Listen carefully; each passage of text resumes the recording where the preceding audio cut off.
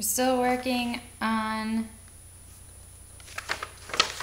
restrictions on marketing practices, paper page 926. Subsection 2, FTC Telemarketing Sales Rule implements the Telemarketing and Consumer Fraud and Abuse Prevention Act. The coverage section includes types of persons involved and types of activities covered.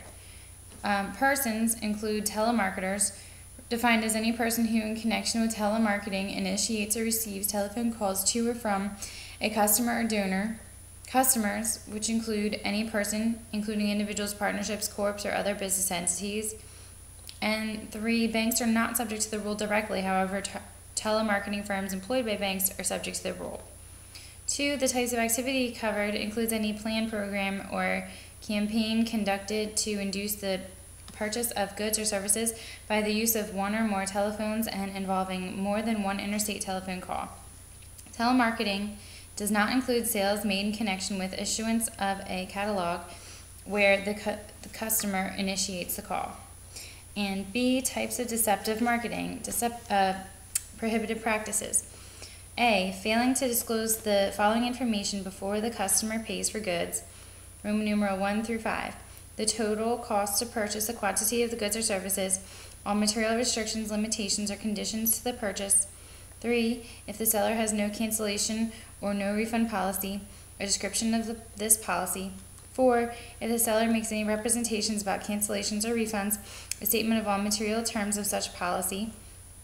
5, the following information in a prize promotion. That's letter A through F. A, the odds of winning. B, the odds cannot be calculated in advance, a description of the factors used in calculating the odds. C, the fact that no purchase is required to win and that a purchase will not increase the chances of winning, and instructions on how to participate without a purchase. D, all material costs or conditions to receive or redeem a prize.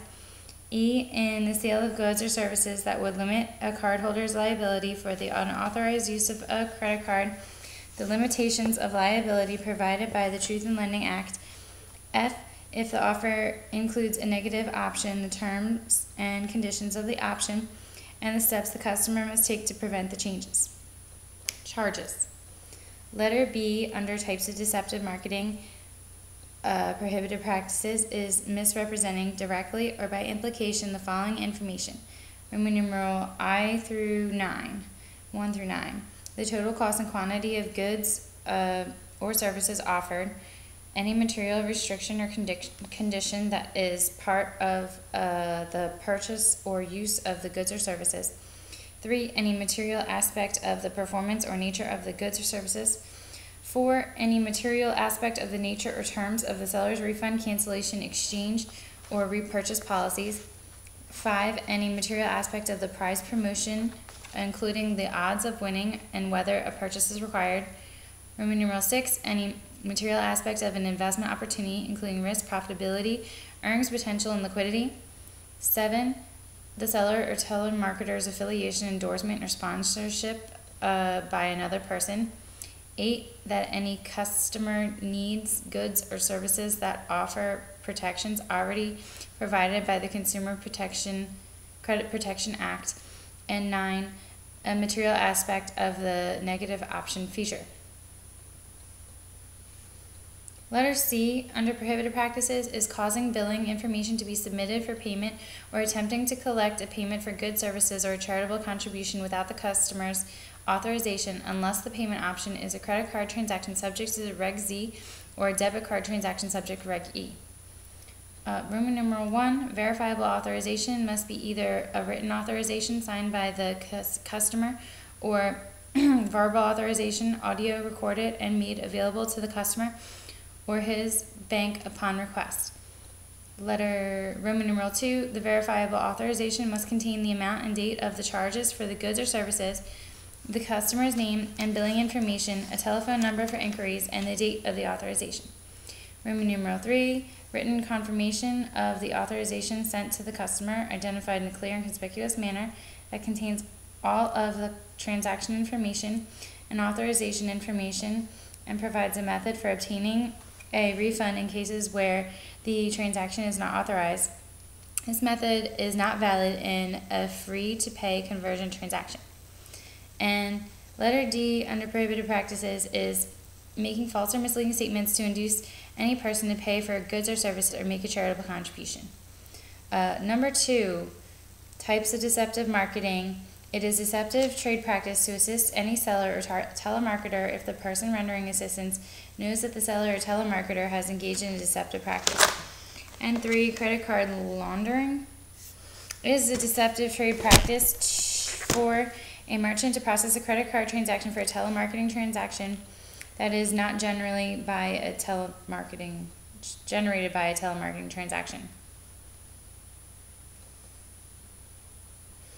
B, anyone is also a deceptive trade practice for anyone to solicit or cause a merchant to process a telemarketing transaction other than a transaction between the merchant and the customer.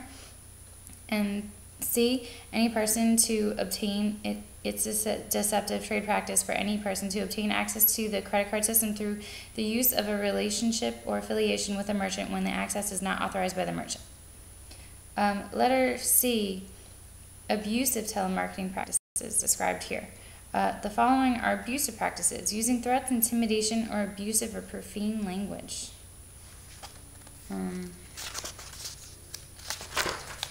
Requesting or receiving payment for goods or services to remove derogatory credit until the time frame in which the seller has promised that the service will be provided has expired, or the seller has provided the customer with documentation in the form of a consumer report demonstrating that the promised results have been received. And C, requesting or receiving payments for services that promise to assist in the recovery of money spent in a previous telemarketing transaction until 7 business days after the money has been received by the customer. D, requesting or receiving payment in advance for finding or arranging a loan where the telemarketer has represented a high likelihood of obtaining the credit. E, disclosing or receiving for consideration unencrypted consumer account numbers for use in telemarketing.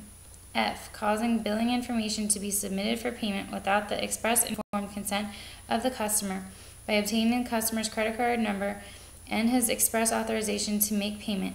G, failing to transmit by caller identification the telemarketer's name and phone number. And 2, pattern of calls. It is an abusive practice for a telemarketer to cause a telephone to ring or engage a customer in conversation repeatedly or continuously with the intent to annoy or harass. Roman numeral 2, deny or interfere with any person's right to be placed on a do not call list. Roman numeral 3, initiate any outbound call to a person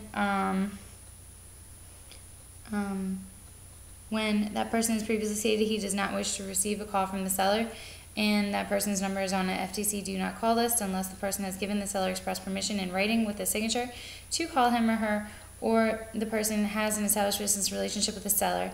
An established business relationship means a relationship between the seller and the customer whereby the customer has purchased or leased goods or services from the seller or has had a financial transaction with the seller within the past 18 months, or the consumer has inquired about a product or service within the past 3 months. And Roman numeral 4, abandoning outbound telephone call. A call is abandoned if the call is not connected to a sales representative within 2 calls of the end of the greeting. Letter B, pattern of calls. It is abusive practice for anyone to use a do not call list maintained by the FCC for any other purpose than to prevent calls to the persons on the list. I wonder if it's a federal crime. Anyway, C, the telemarketer will not be liable for a violation of the do not call rules if it establishes written procedures for compliance with the rule and it trains employees to comply with the rule. Roman numeral 3, it maintains a list of do not call numbers. Roman numeral 4, it obtains a list every 31 days from the FTC. 5, it monitors and enforces compliance. And 6, any calls made to numbers on the do not call list are a result of an error. A telemarketer will not be liable for a violation of the abandonment rule if the seller uses technology that ensures that no more than 3% of the calls of any caller during any one day are abandoned, and 2, the seller allows each call placed to ring for at least 15 seconds or 4 rings before disconnecting. And room numeral 3, if a sales representative cannot be connected within 2 seconds, the telemarketer plays a recorded message that states the name and telephone number of the seller. Room numeral 4, the seller maintains records establishing compliance with the rule. And E, under pattern of calls, it is an abusive practice for a seller to call a customer at any time period other than between 8 a.m. and 9 p.m. F, it is an abusive practice for a seller not to disclose Roman numeral 1, the identity of the caller. Roman numeral 2, that the purpose of the call is to sell goods or services.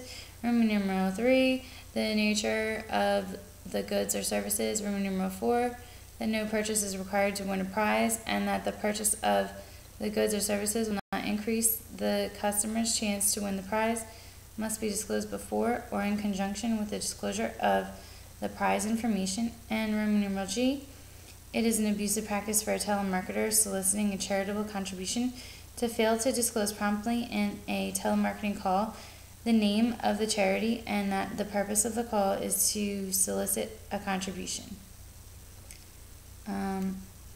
Letter D, record keeping. Number 1, telemarketers must keep the following for 24 months. A through E. A, all substantially different advertising, brochures, telemarketing scripts, and promotional materials. B, the name and last known address of all prize winners who have won prizes valued at $25 or more.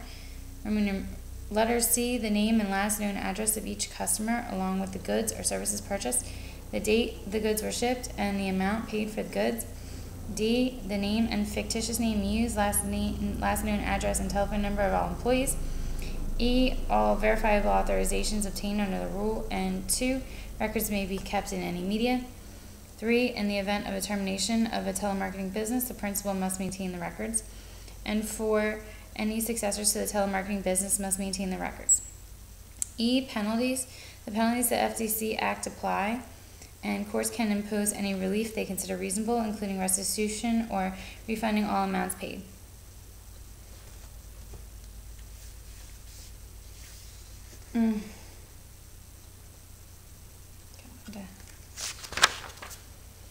FTC can spam rule implementing controlling and assault of non-solicited pornography and Marketing Act of 2003.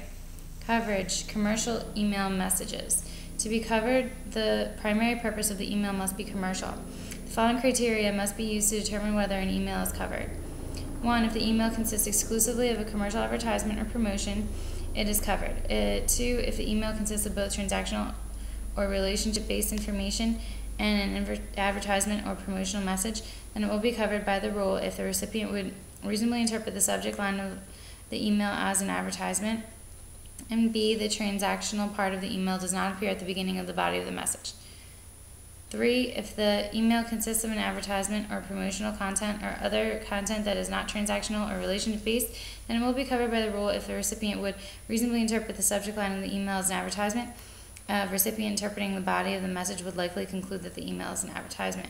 4, transactional or relationship content includes information that facilitates, completes, or confirms a commercial transaction the recipient has previously agreed to with the seller, warranty information, recall information, or safety and security information regarding a product the recipient has purchased, subscription, membership, or ongoing relationship information such as notification of change in terms, notification of a change in recipient's address, account balance information or account statements.